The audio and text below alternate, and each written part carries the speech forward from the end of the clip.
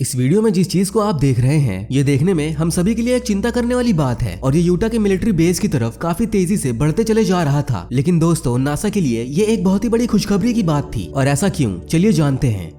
दोस्तों नासा ने 2016 में अपने ओसाइरस रेक्स मिशन को लॉन्च किया था। इस मिशन में नासा ने अपने स्पेसक्राफ्ट को 101955 बेन्यू नाम के एक एस्ट्रॉइड पर भेजा था, जो कि पूरे 7 सालों के बाद वो स्पेसक्राफ्ट उस एस्ट्रॉइड के सैंपल को लेकर हमारे अर्थ पर वापस आ रहा था। लेकिन इससे पहले ये एस्ट्रॉइड बेन्यू ये वही एस्ट्रॉइड है जिसकी हमारे अर्थ से टकराने की प्रोबेबिलिटी सबसे ज्यादा है। और ये एस्ट्रॉइड बेन्यू लगभग आईफिल टावर से भी ज्यादा बड़ा है। जी हाँ दोस्तों, जो कि काफी ज्यादा चौंका देने वाली बात है।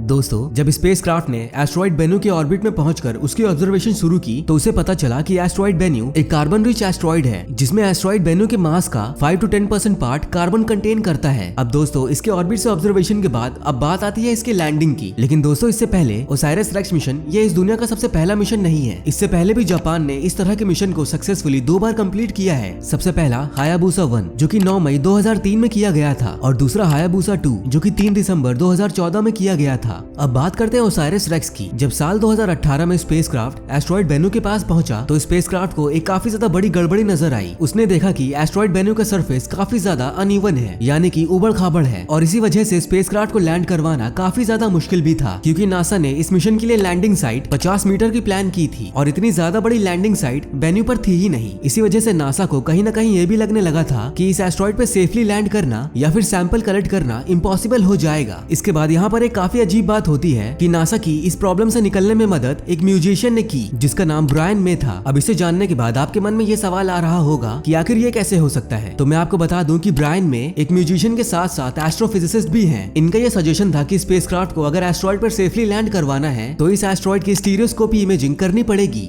स्टीरियोस्कोपी इमेजिंग ये एक ऐसी टेक्निक है जिसे हम किसी भी ऑब्जेक्ट को ह्यूमन आई के पर्सपेक्टिव से देख सकते हैं और इस टेक्निक से नासा को फायदा भी हुआ। इस टेक्निक से नासा ने बेन्यू एस्ट्रॉइड पर नाइटिंगेल क्रेटर में 10 मीटर चौड़ी एक सेफ लैंडिंग साइट ढूंढ निकाली और इसी के चलते स्पेसक्राफ्ट ने इस पर लैंडिंग शुरू कर दी और सक्सेसफुली सेफली लैंड भी कर गया। लैंड करते ही स्पेसक्राफ्ट के आसपास रॉक्स एंड सॉइल्स हवा में उड़ने लग गए एंड मौका मिलते ही उस स्पेसक्राफ्ट में लगे सैंपल कलेक्टर ने सैंपल कलेक्ट करना स्टार्ट कर दिया और सैंपल कलेक्ट करने के बाद वो वापस स्पेस की तरफ चल दिया। दोस्तों 24 सितंबर 2023 ये वो दिन था जब स्पेसक्राफ्ट ने अपने सैंपल रिटर्न कैप्सूल को हमारे अर्थ की तरफ रिलीज कर दिया था और इस दौरान ये कैप्सूल इतनी तेजी से ट्रैवल कर रहा था कि इसके हमारे अर्थ के एटमॉस्फेयर में आते ही फ्रिक्शन की वजह से 2900 डिग्री सेल्सियस तक गर्म हो गई थी। अब इसके बाद सरफेस से ऑलमोस्ट 20,000 फीट की ऊंचाई पर इसने अपना पैराशूट डिप्लॉय कर दिया और 10 मिनट बाद ये capsule Utah military training base पर लैंड कर गया।